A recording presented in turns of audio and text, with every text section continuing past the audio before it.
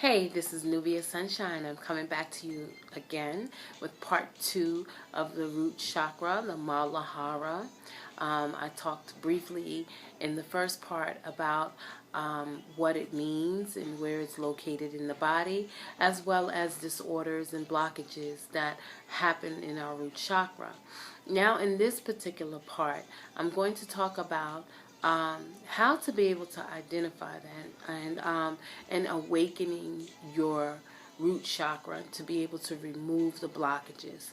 I also want to mention there is a such thing as also having an overactive chakra, and I will talk briefly about that as well. But in awakening your root chakra, I know that what I've learned in awakening my root chakra, I learned through first reaching back into my past and healing old wounds that I grew up with. Because the first chakra is related to my family relations and grounding, I had to go back to my past in order to deal with my present and learn how to deal with my present and how to be able to open up this blocked chakra and understanding that. Once I learned about what my chakras are, I knew it was important for me to go back to my past and deal with the issues of my past. So initially what I did was I went back to my past, try to understand my relation to my parents and me growing up and why I held on to certain things. And sometimes when you are a child, we grow up with a certain level of things that happen in our lives that could weigh on abuse or neglect or however you grew up. But that does affect us when we become adults.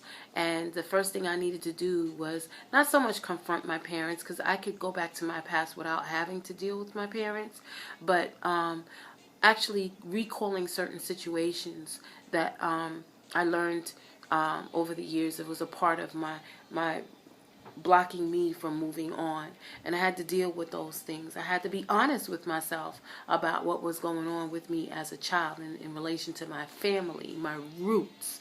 So I had to go back there. When I went back there, I did some meditation and reaching to my ancestors, and also asking them and calling on them to help me be able to release these things and get rid of this anger, this bitterness and stuff that we hold on to in our root chakra that will cause us to have a blockage. And so what I did was, after learning how to meditate, I did what was called awakening my root chakra. And in root chakra, there is a place at the base of the spine where there's called the kundalini. Okay, the kundalini sits there. It's like an energy. And it lies there sleeping. And you awaken this kundalini through meditation. And this kundalini travels up your spine, and it works with each chakra, but initially stays at your root chakra. And I needed to awaken my root chakra by awakening my kundalini. And awakening the kundalini is through meditation. And I will go into other videos about kundalini arising and that kind of stuff.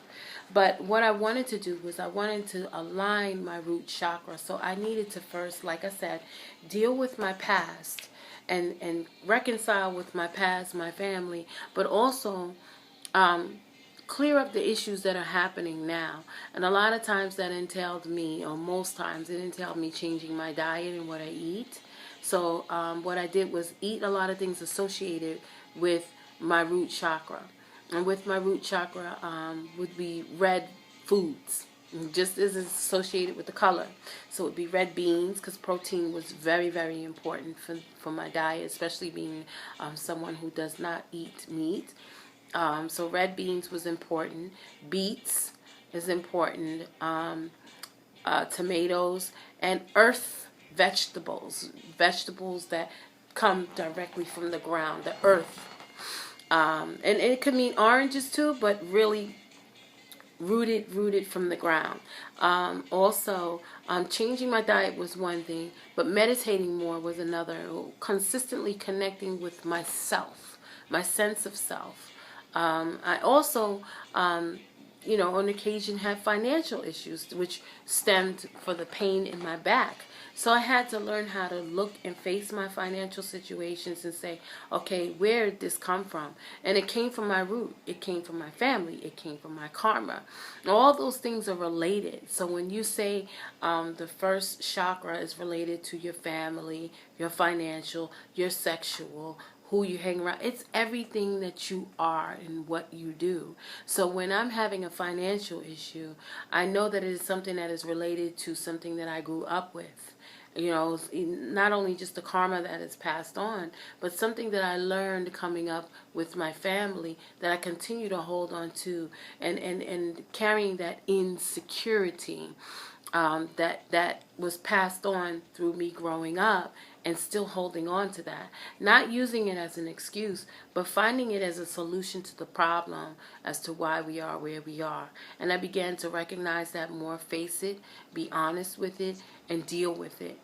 So I had to definitely check that as well.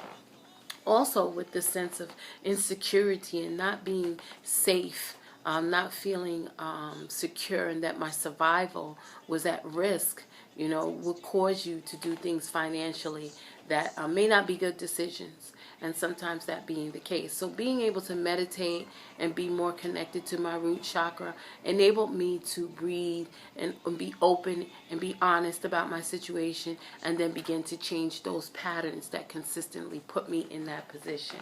So I do encourage people to do that. I encourage you to meditate. I know what I do now is I ground myself with earth.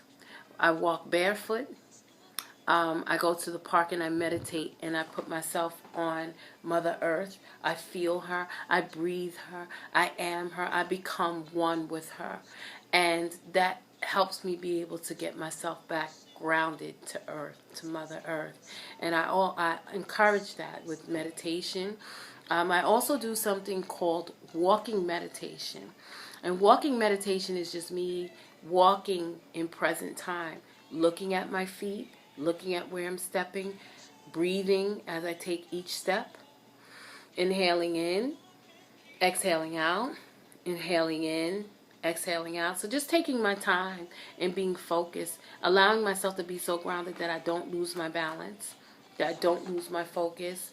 I consistently think about where I'm going and where I'm headed, and that's also helping you ground yourself, getting yourself on a path where you are going down the right path, steadily forward, grounded. And it's very important.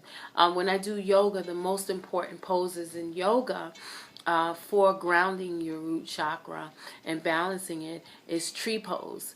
And it's so befitting with you being able to be grounded. The tree is grounded in the ground. So tree pose is very important, as well as savasana, which is a laying down on your back, connecting your body to the earth, laying down like this being the earth and this being your body, and just laying flat and breathing in and letting it all out. And that's how you align or open blockages and bring kundalini into your root chakra. So I hope this has been helpful to you. If you have any other questions, please hit my inbox. But I would suggest you get yourself this chart. This chart is very, very helpful in helping you understand your chakras. And I thank you so much for joining me. Have a good day.